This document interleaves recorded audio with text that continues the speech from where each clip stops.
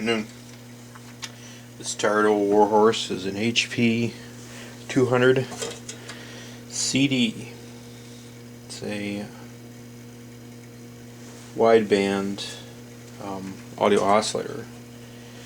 Goes from about 5 hertz up to 60 kilohertz. So it goes a long ways. And the reason I'm showing you this is I've had this this project Birkin down in the basement for, I don't know, 5 years or more. And one of the reasons I've never done anything with it, now, apart from it being extremely dirty,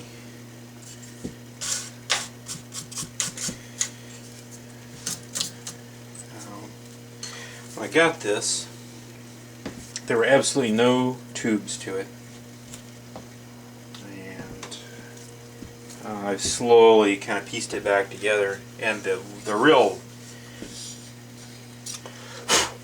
kind of showstopper here was there were also no these little lamps. HP calls them resistors. They're light bulbs.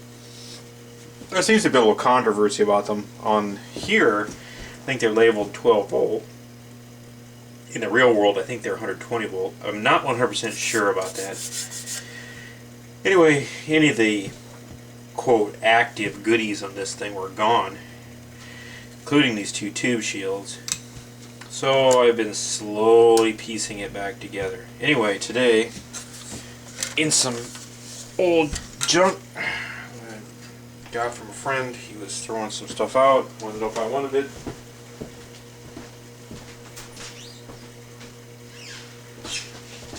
I said, well, drop it by, I'll take a look at it.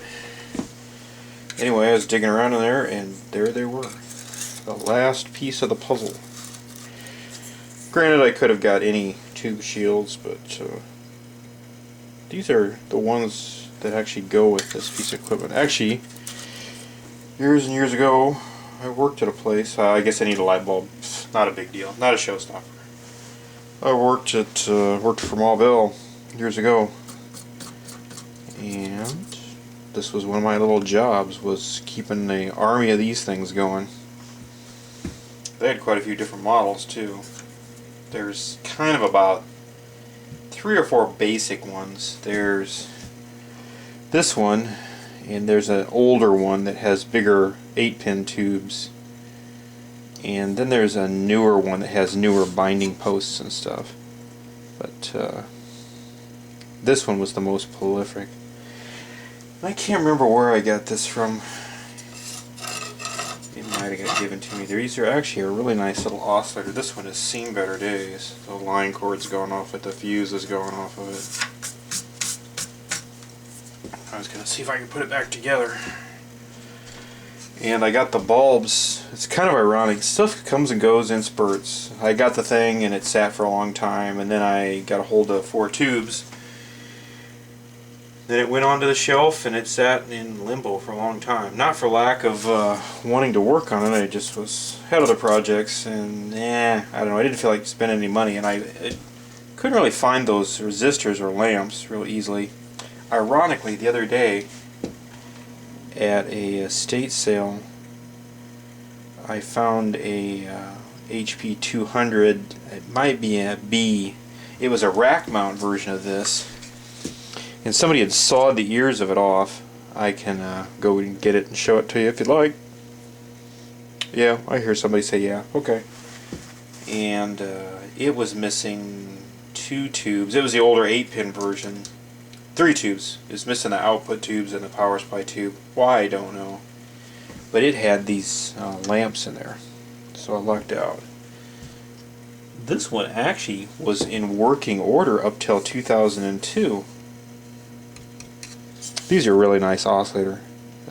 They're pretty high powered as far as output, and like I said, this one has a really wide range, and they're pretty fun to work on. They're not, a lot of guys have, I see a lot of guys on the net have trouble with these. I'm not going to comment. These things are a no-brainer to work on, but I guess it probably is a no-brainer if you've worked on several thousand of them. They really don't break. You just kind of keep them going. So anyway, there you go. The HP 200 CD, kind of back, ready to make its maiden voyage here, or I don't know, sea trials. We'll take it out on sea trials, or a shakedown for those of you who don't know what sea trials are. I'll have to get a line cord, a power switch, maybe a bulb if I'm feeling. Actually, you know, I got some bulbs the other day, come to think of it. Need to thin out my projects. I got way too many projects. They're all kind of swirling around in limbo. It's one of my New Year's resolutions before New Year's. That way you don't fail at it. I'm going to try and thin down my projects and clean up a few of them and concentrate a little more. One of the things I kind of promised myself is I've been doing the YouTube thing for a while now, and I promised myself that if it... Man, that's really loose. Why is that so loose?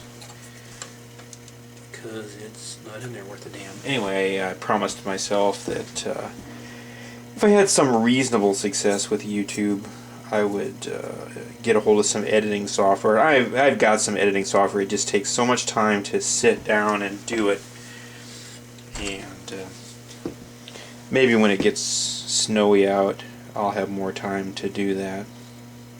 But I kind of promised myself that I would take time to kind of trim these up a little bit. I've had some, not criticism, it was a constructive comment. The guy pretty much, the YouTube user said pretty much, you know, it would really help you if you trim those down and get some editing software. Duly noted.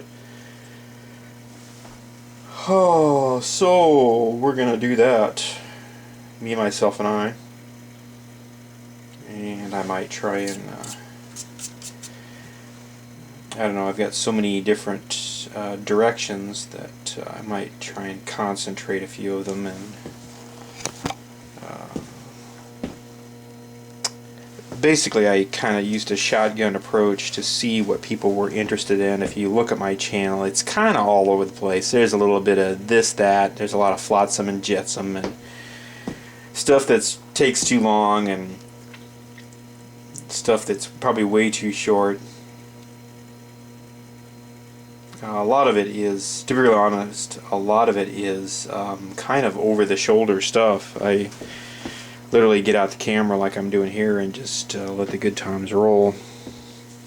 And if people find it interesting or comment on it or view it a lot, that's kind of the direction I head a little bit. I don't know whether that's a good approach or not.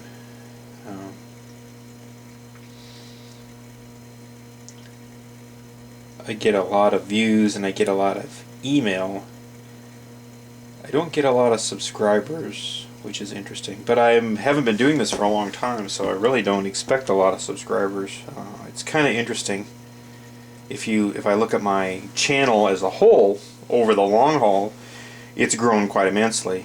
And I think part of it is probably 10,000-year-old test equipment and old radios and, you know, old engines and tools and nuts and bolts and screws aren't terribly popular nowadays. That's one of the reasons I don't invest a ton of time editing things. It's a lot of time for somewhat limited reward or feedback. And I think a lot of people kind of watch the videos and run away. You know, they don't really realize that. I watched a video the other day from a gentleman. He has his channel is My Ham Shack. He has very good, some very good videos. They're kind of more, I'm not sure what you would call them. They're maybe more storyboard-ish, which is fine. I like them. He has a really great narration to them, and he has kind of a wide range of interests. He had an interesting video the other day. It was kind of thumbs up if you like this video, I believe it was called. I'll correct that on here in the annotation. And he had some very interesting comments. You know, if you weren't a cat video, or you weren't showing some skin, or, you know, you weren't doing something stupid, you really weren't high on the list of YouTube's scheme of things. I think it was, I can't remember what he had a comment about, I think it was the mentally active or something like that. So basically, in a nutshell, the thrust I got out of that was that YouTube's main goal, or the main thrust of it, is to see something stupid, and it's got to be short and quick. I kind of got the feeling that the average YouTube video is about 2 minutes long, and anything that's an hour and a half is like an epic journey. And let's face it, we're kind of catering to short attention span theater here. And that's fine. There probably aren't a terrible lot of people interested in electronics or those types of things anymore, and that's okay. So I guess kind of taking those things into account, I really am not too surprised. I've tried some different things, some of what I consider wacky things or offbeat things. Nah. And some of the things that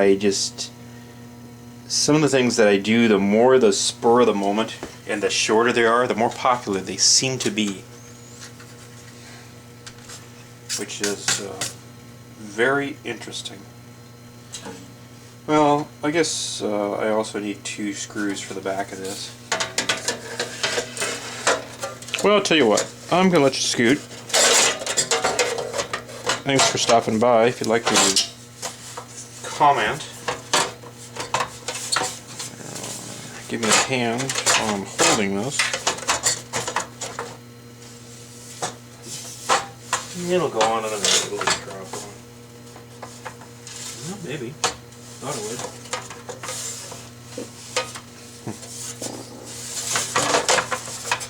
Okay. There it goes. Ta-da!